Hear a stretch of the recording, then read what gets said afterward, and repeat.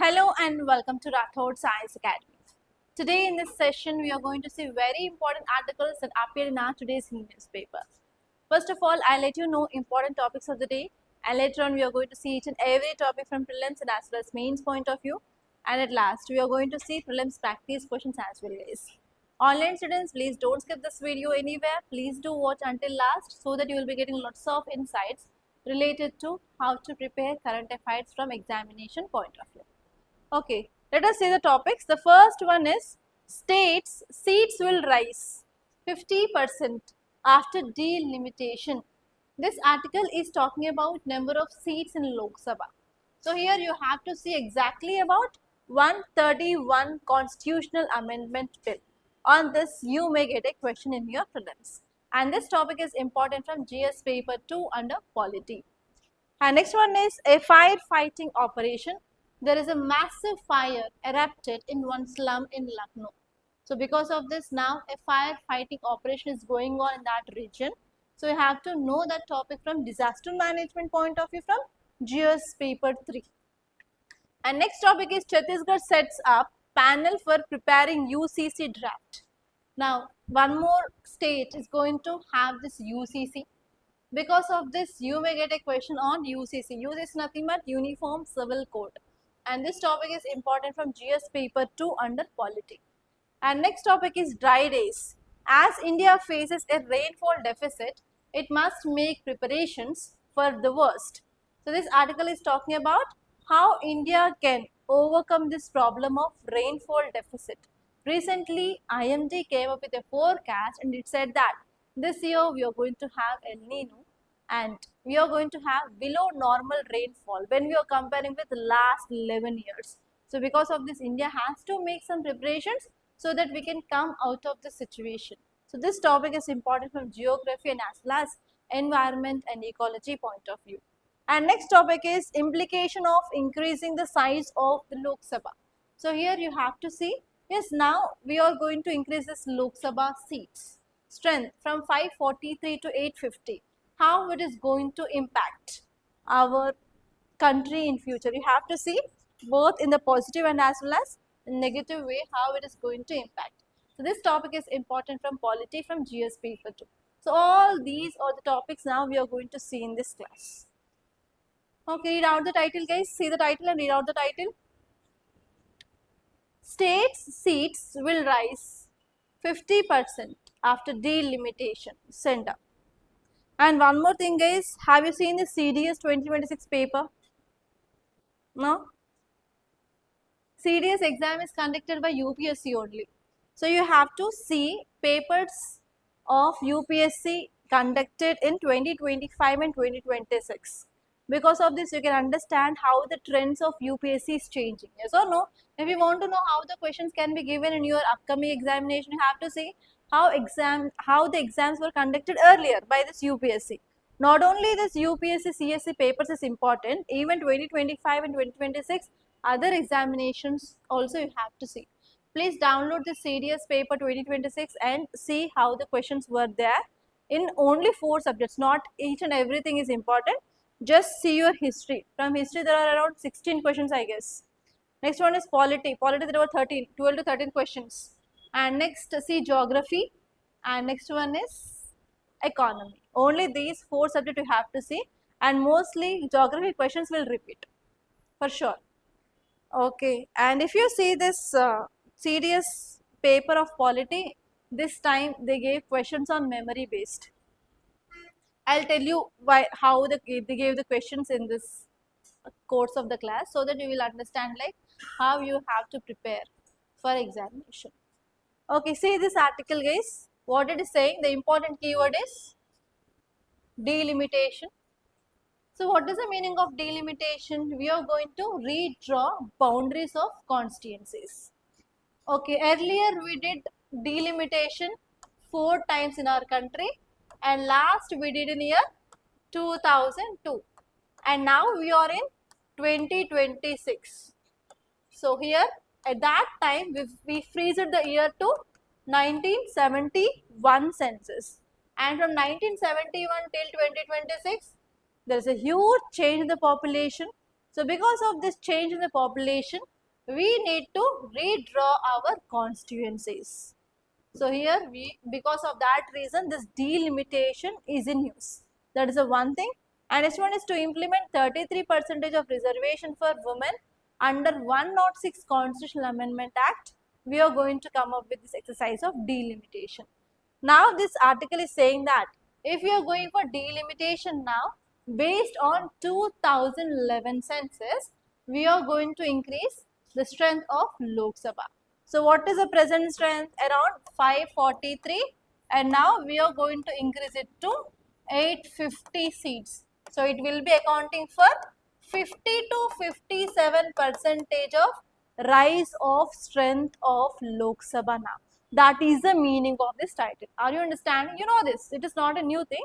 So this article is saying that we are increasing seats of Lok Sabha from 543 to 850. It will be around 50 to 57%. Okay, so how can you get a question here? There is a possibility of getting question on delimitation, the process of delimitation. Delimitation commission is also a possible area. And next you have to see what is the role of Election Commission of India. SIR you have to see. And next one is you may get question on this 106 Constitutional Amendment Act, which talks about 1/3 reservation. And you may get question on census. It is also a possible thing. Yes. And next you may also get a question regarding 131 Constitutional Amendment Bill. Yes or no? And now I'll tell you how question asked in CDS 2026 regarding this. Okay, now we are talking about 131 Constitutional Amendment Bill. So now tell me guys, how many types of bills do we have? First one is ordinary bill, second one is money bill, third one is finance bill. In this finance bill again we have type 1, type 2, and next one is Constitutional Amendment Bill. They gave question on Constitutional Amendment Bill case. Okay, they gave the question in this way.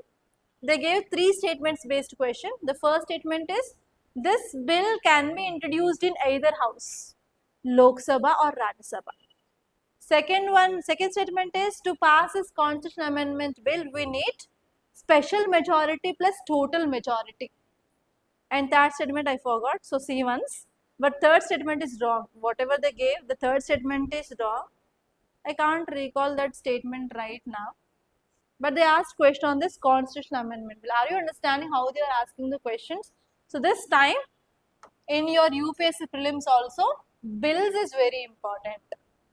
Especially you have to focus on this CA, Constitutional Amendment Bill. Are you understanding? So in this way, if you see the question paper of CDS 2026, you will be knowing the recent trends, how they are asking question and where they are focusing more, and you will be understanding like which topics they are picking up. You will be knowing that. Okay. And now let us see this article. Here we are going to see about Delimitation Commission and as well as what are the provisions in this 131 Constitutional Amendment Bill. Okay, if you see about this 131 Constitutional Amendment Bill, it is designed to overhaul the composition of Indian Parliament. We want to change the strength of Lok Sabha. For this, we are going to change some articles. Which are those articles? Article 81, Article 82, Article 334A. So write down these 3 articles, Article 81, 82 and 334A articles we are going to change by this 131 Constitutional Amendment Bill. From this area also they asked one question. Okay, I'll tell you how they asked the question. They gave in this way, consider the following pairs. First one is Article 243A, Article 243B, Article 243C, Article 243D, and they asked which is not correctly matched. Article 243 talks about what? Panchayats. Remember this panchayats A to O is different. How can we remember all this alphabetical order? Okay, constantly I am saying one thing. This time articles are highly in use. you will be getting article based question. Yes or no? I am telling this or not, you have to see this article, that article, that article. They gave articles in this format. Okay, and second question on again articles. You know this article 371, right? Article 370 talks about special category status to Jammu and Kashmir that had been abrogated. And we have article 371 talks about special category status for some states. In that we have A, B, C, D, E, F. Yes.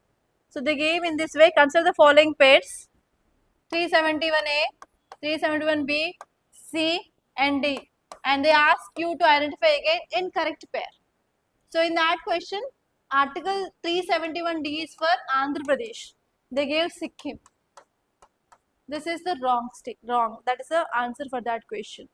So this time for UPSC, they will not give this kind of articles, but they may give you article 200, 201, 142, 143, 324, 124, 334, 333A, 332, article 14, article 21 judgments, article 25. So these will become very important, and even reservation. They said who will come under Hindus, right? Supreme Court gave a judgment on this reservation, and who will come under SC category clearly. So you have to see the reservation as well. So these articles will become at most important this time. Are you understanding? So by seeing this format, now we can get an idea like, so we have to focus on articles which are there in use, especially articles which are there in use. You have to see each and every provision of that article clearly. Okay. So in this way, if you see that kind of papers, you will be getting some idea like how you have to tune your preparation. Okay, next, the important aim of this amendment. What is that aim? First one is, till today, whatever the delimitations we did, in last one is 2002, which is based on 1971 census. It had been freezed. We have to remove this and we have to change it to 2011. Now we are changing based on 2011. And this one is, we have to implement this 1/3 reservation of women in Lok Sabha. That is the thing that you have to remember. And next one here is, we have to readjust seats as per demographic data. So because of these three reasons, now we are amending this article 81, 82 and 334A. Okay, now let us see here what are the key features. First one is increasing of number, that you know, 543 to 850. And next one is, we are amending this article 82 for what? To delete the third provision that mandates delimitation only after first census conducted after 2026. So when we came up with this 106 Constitutional Amendment Act, what they said, we will implement this after 2026 census only. But now they said that not 2026, we want to do with this 2011 census. That means we have to change the provision. So we are changing this article 82 and we are incorporating this 2011 and we are removing this 2026. Are you understanding? So that is the change we are doing in this article 82. And next one here is article 334A talks about women reservation. Okay, we are going to implement this 1/3 reservation for women to take effect immediately after delimitation. For that, we are changing this article 334A. So in this way, we are changing these articles and these are the important aims. Okay, so you may get a question on delimitation commission, right?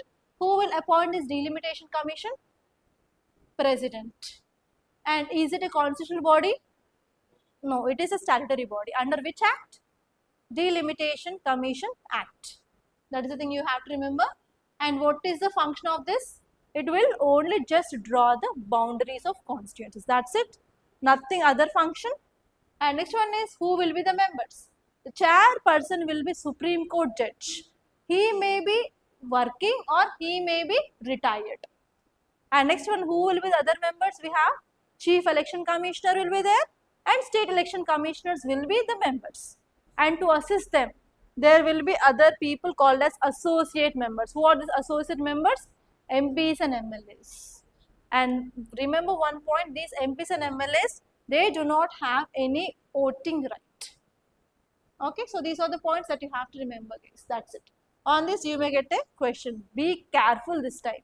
I am telling repeatedly the topics on which you will be getting the questions.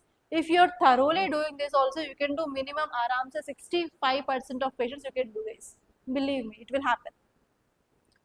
Yes, see this next topic is, can you see the fire? Actually, there is a slum in Lucknow.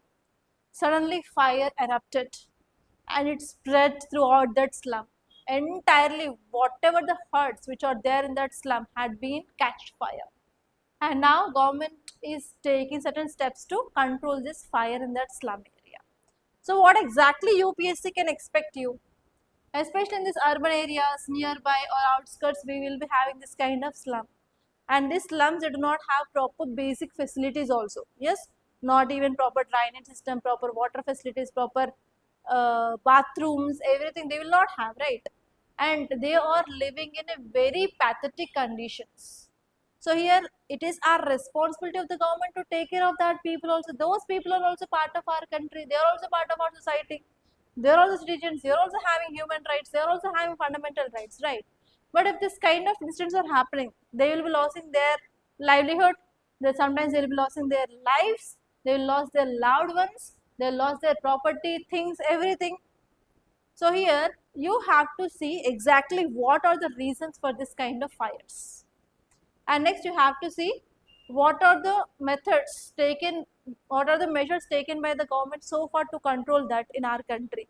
And you are young and dynamic, you have to see like what kind of measures we can take in future so that we can prevent this kind of incidents. So you may get a mains based question or you may get ethics case study from this topic case, and you have to be prepared for that. Today I will be giving you case study on this, not mains question, okay? Yeah, see this context it says that a massive fire broke out around 5:30 p.m. in a dense slum cluster in Tedi Pulia in Lucknow. And here there were around 200 huts. You know these huts, right? Small huts which are mainly covered by these leaves, grass, etc. So there are around 200 makeshift shanties. They are nothing but huts which are made up of grass, straw, and they are having highly inflammable material. And after once this 200 huts got catch fire, that led to releasing of black smoke into atmosphere that can see from several kilometers as well.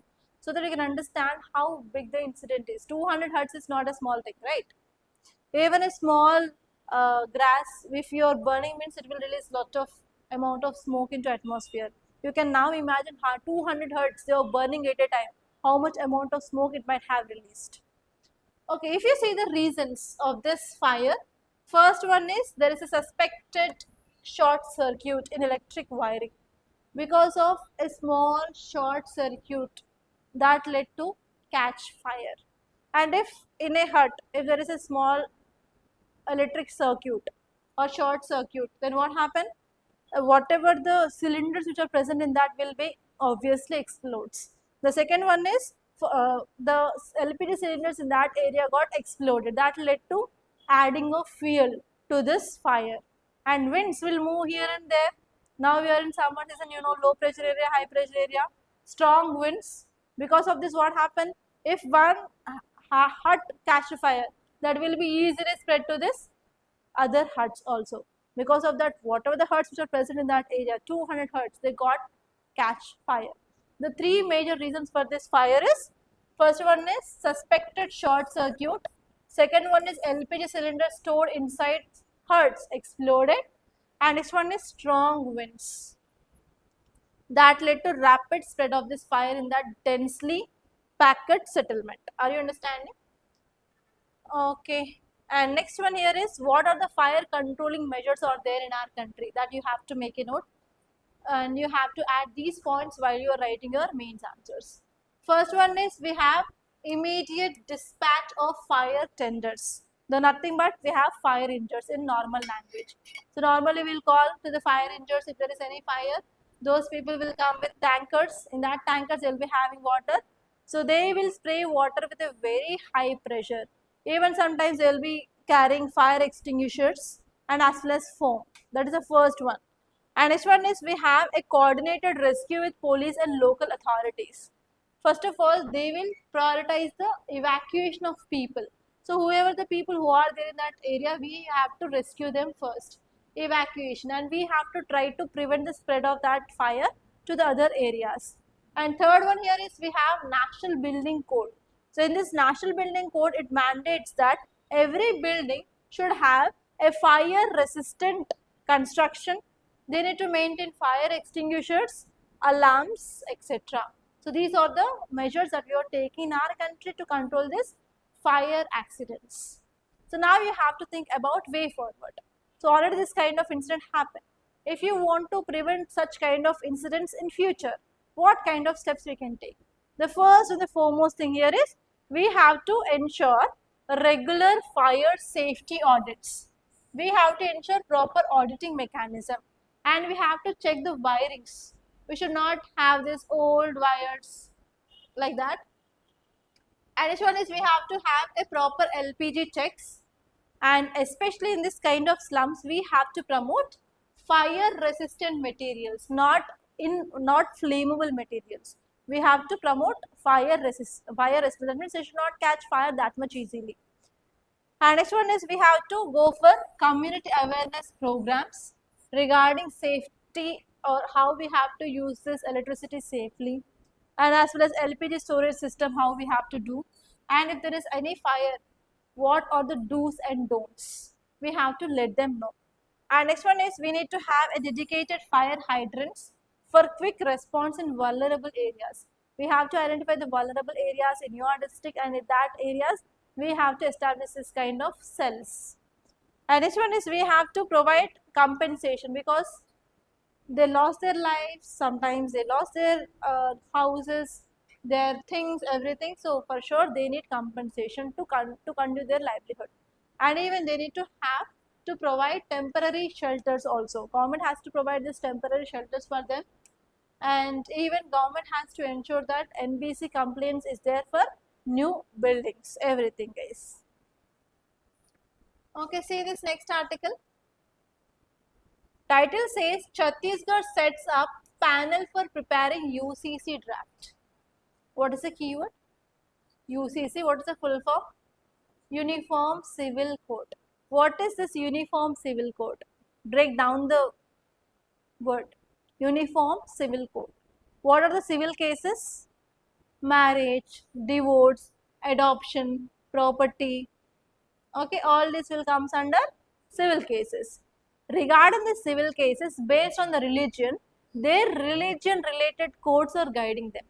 For example, if you are a Hindu, if your marriage, divorce, adoption will be coordinated by your Hindu code.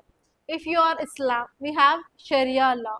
If you are a Christian, Christian law is there. So if you are going for interfaith marriage, interreligious, intercaste marriage, it will be guided by Special Marriage Act. Now this article is saying that we need to implement this UCC. What is the meaning of implementing of UCC? Despite of which religion you belong, I don't care if you belong to Hindu or if you belong to Islam or Christian or Buddhist or Parsi or Sikh, whatever it may be. So we will implement only one law for all. All are equal before this law. That is called as UCC. Are you understanding? This is a simple thing. So where it is written in about our UCC in our constitution? Article 44, very important. And this time you may get a question on this Article 44 also, UCC. We have Article 44 talks about UCC. It comes under DPSP, Directive Principles of State Policy, which comes under Part 3 or Part 4? Part 4. What about it? What about its enforceability? Can we enforce it or not? We cannot enforce. So like that you have to connect with our basics of DPSP. Okay, tell me articles of DPSP from where to where? Fundamental rights is from Article 12 to 35. And DPSP? 36 to? Okay. So here you have to see some facts regarding this UCC. UCC, you know, right? It is a Uniform Civil Code. It refers to a single set of laws governing the personal matters or civil matters. What are they? Marriage, divorce, adoption, inheritance, succession for all citizens of our country. It is mentioned in which article? Article 44 of our Indian Constitution. which comes under DPSP, Directive Principles of State Policy. Okay, and it comes under DPSP, so it is not legally enforceable. Clear? Okay, now let us see what is the present status of civil laws. I said Hindus are coordinated or following this Hindu personal laws. So it is also called as Hindu code. Under this Hindu code, we have 4 acts. First one is we have Hindu Marriage Act of 1955. We have Hindu Succession Act of 1956. We have Hindu Minority and Guardianship Act of 1956. We have Hindu Adoption and Maintenance Act of 1956. Okay, and there is one surprise in CDS question paper. They gave acts and they gave year, and they ask you to find out the right pair. Okay, I'll tell you what they gave. Consider the following pairs. First one is Consumer Protection Act. They gave Consumer Protection Act 2012. Second one is Right to Information Act 2004. And they gave Forest Rights Act 2006. Fourth one is POXO 2010. They gave this and they asked you to identify. So here Consumer Protection Act is not in 2012. This RTI is in 5. POXO is in 12. Correct one is FRA 2006. What do you understand? Even not only remembering the act, you have to remember this year also. So by changing the years also, UPSC can play a game. That is a lesson that we can learn from the CDS exam. Okay, are you understanding? So because of this, you have to remember this also. Especially majorly whatever the acts which are there in the news, you have to see. And especially this time you have to see about VGB Ramji Act. On that for sure you will be getting a question.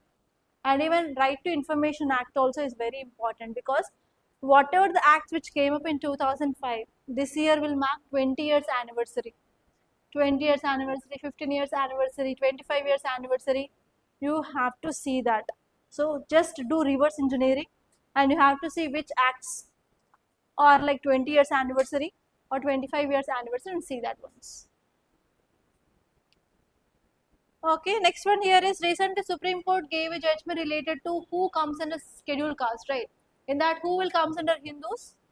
We have Sikhs, Jains and Buddhists. From that point of view also you have to see about scheduled caste. It will be very important this year. And next one is Muslims are guided by Muslims personal law. And actually this Muslim personal law is not coded as Hindu code. But we have 2 acts under this. First one is Muslim Personal Law, that is also called as Sharia Act of 1937, and we have Dissolution of Muslims Marriage Act of 1939. They will be guiding about the civil matters of Islam. And next one is related to Christians. They have Christian Personal Law. What is that? Christian Marriage Act of 1872. It came way forward compared to that of Islam. Why? Because in modern history itself, this Britishers, they introduced this Christian missionaries. They promoted Christianity. Because of that, we got this Christian related law way before compared to that of this Hindu and as well as Islam. And next one is we have special marriage law, especially if you are going for interfaith marriage, interreligious marriage or intercaste marriage. So this will be guiding them. Okay, that is that, guys. And next one here is exception to personal laws. There are certain exception which is given for the northeastern states under this Article 371. I said how the question appeared in Article 371 in your examination. Okay, Article 371, under which states like Assam, Nagaland and Mizoram, they have the exception to their personal laws. Why? Because mostly in these northeastern states, tribal population will be dominant, and tribals, they have their own culture, heritage, etc. and they have to protect their culture, right? For that reason, there is exception for this Article 371 case.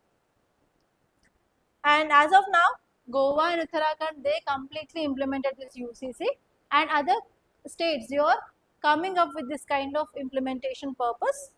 Okay, those states are Assam, Gujarat, and now Chhattisgarh, guys. Okay, now let us see the next article. Look at the title, what it says. Dry days. As India faces a rainfall deficit, it must make preparations for the worst.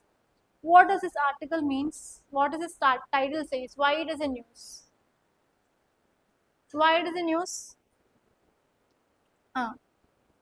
Yes, recently IMD came up with a forecast of Indian monsoon. Yes or no? Regarding Indian monsoon, IMD came up with a forecast, and what it said, this year we are going to have El Nino, and we are going to have below normal rainfall.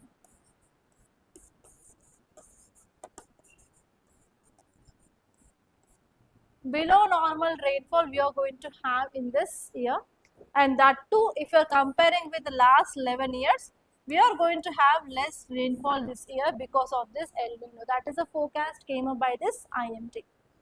So now this forecast already came, means we should be sit silent? No, right? If you are getting any update, or if you are getting any uh, what do you say, forecast like this, we have to take some measures, right? So this article is saying that clearly we are going to have very less rainfall this time. That means how government has to prepare to come out of the situation, we have to learn. So here you have to see about what kind of key preparations that we have to make to sustain in this low rainfall year, especially in 2026. So that is the thing which mainly said in this article. So this entire first paragraph is about only the story what I said here, and you have to see about last 4 to 5 points, guys, but they gave very less content here, so I added a lot of content here. Let us see what kind of preparations we can make. So first one here is we have to maintain our water resources properly. So where we have water resource, those are called as water reservoirs. We are having dams, we are having rivers, we are having lakes, ponds, etc., right?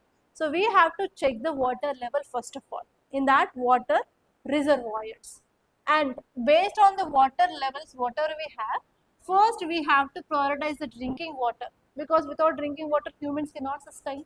And next one is we have to prioritize irrigation, and next one is we are going to get less rainfall. That means we have to efficiently use that less amount of water that we will get.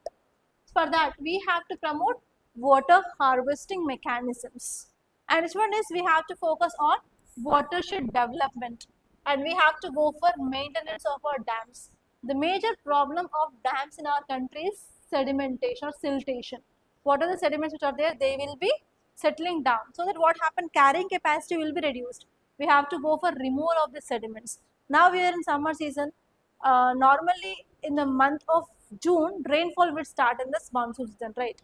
So by that time we have to remove this silt or sedimentation. We have to remove that so that we can increase the carrying capacity of that water bodies. And next one is we have to increase percolation tanks and as well as farm ponds. And next one is we have to enforce groundwater regulations. That means nothing but we should not over exploit this groundwater now. We have to go for efficient use of water for our fields by using sprinkler or drip irrigation methods. We have to promote that so that we can reduce the wastage of water. And next one is we have to prepare plans for water tankers in vulnerable rural and urban areas. We have to identify which areas are most affected, and government has to ensure that water availability will be there by supplying of water tankers in that region. And regarding this agriculture and crop management, we have to give timely advisories to the farmers.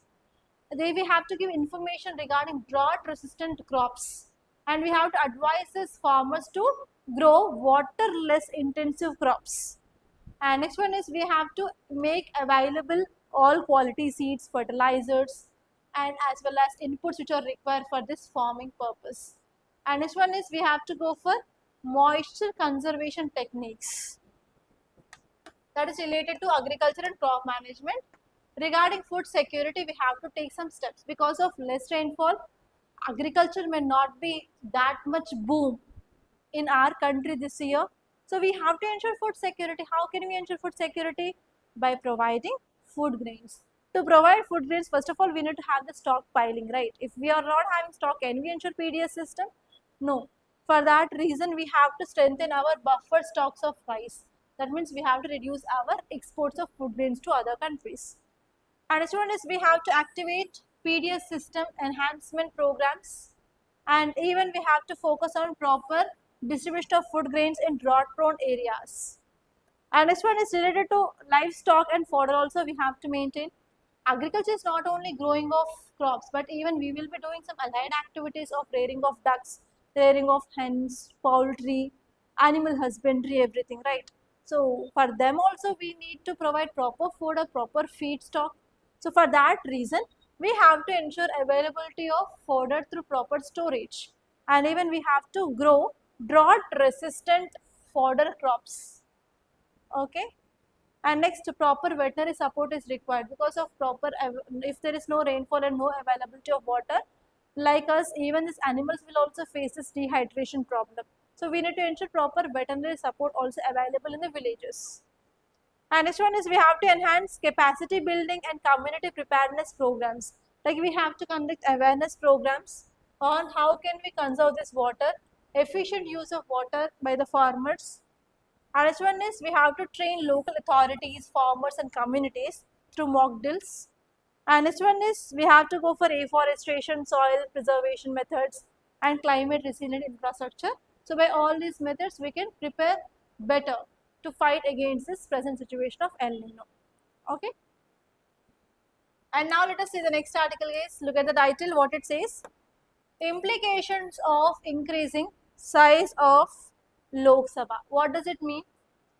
Now 131 constitutional amendment bill is saying that we want to increase number of Lok Sabha seats from 543 to 850. So because of this increasing of strength of Lok Sabha, we have to see what are the implications. So here we have to see both positive and as well as negative. You may get a means based question on this case. Okay, if you see what are the implications, first one here is more number of seats, more representation, yes or no, from smaller constituencies also. Now we are going to have the representatives from that area so that people can be represented in the Lok Sabha. That is the first important positive thing. So that we can have effective redressal mechanism and the problems of this local people, small constituencies also can be heard in this Lok Sabha now. And as you all know that why we are coming in with this to implement reservation. So here we are indirectly going for women empowerment through increasing of participation of women. And next one here is democratic inclusivity. So here what is democratic inclusivity? So we phrased this delimitation based on 1971. Now we are in 2026. Lots of change in population. So because of this new population data, if we are implementing this, obviously we will include more population in that. That concept is called as demographic inclusivity. And this one is there will be no immediate loss for any state. Why? Because they said that we are adding more number of seats rather than decreasing number of seats. So here northern states will be having more number of seats and even southern states and northeastern states will be also having increased number of seats based on their population. That's the thing which mainly said. And next one is we are going to utilize infrastructure good clearly based on this increased representation of people in Lok Sabha. And what are the negative challenges? First one is there is divide between north and south can increase. Now we are going based on population. Northern states is having more population compared to the southern states. So because of this what happened? Northern states will be having more representation. That is a one important problem. And next one here is what is federalism? Sharing of powers between center and states. Now southern states will be getting less representation. Northern states will be getting more representation. That means Hindi belt will be getting advantaged. So because of this, will the southern states will coordinate with the state, with the center? No. So because of this, we are going to have problem related to federalism. And next one is governance and functionality issues. So here, because of increase in strength of Lok Sabha, whatever the logistics, what are the infrastructure which we are having in this Lok Sabha may not sufficient. So here we are going to have some logistic problems. And obviously what happened, more number of people they have to meet, at least minimum thrice. We have budget, monsoon and one more session, winter session. So do you know, normally the present session if they are going on, for only teas, for only to take the tea, the daily cost is 30,000 rupees. 30,000 rupees per one day for tea, whenever we are having these sessions, that too for one time. So you can understand now, number is increased to 850, how much cost will be increased? So obviously, expenditure cost will be increased. Not only that, each and every MP has to go for local development in their areas under MP LAD scheme. They will be getting how much amount? 5 crores, and that to non-lapsable funds they will be getting. Right now, MPs are increasing, obviously. They have to increase per person 5 crore rupees. That will lead to increased expenditure on the government. So these are the implications. Are you understanding? So these are the points that you have to remember, guys. Okay, see the practice questions. The first one is with reference to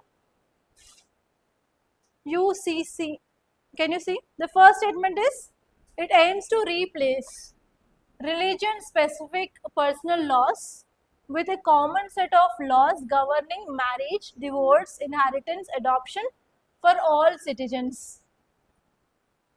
Yeah, and in CDS they gave a question on fundamental rights, guys, and they asked you to identify the wrong statement.